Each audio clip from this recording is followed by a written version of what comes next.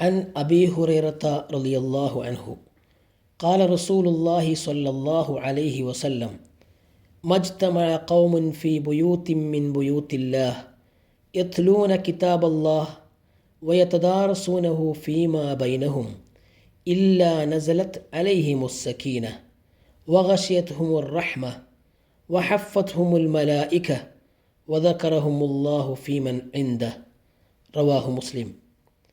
അബൂ ഹുറൈറ റളിയല്ലാഹു അൻഹു നിവേദനം.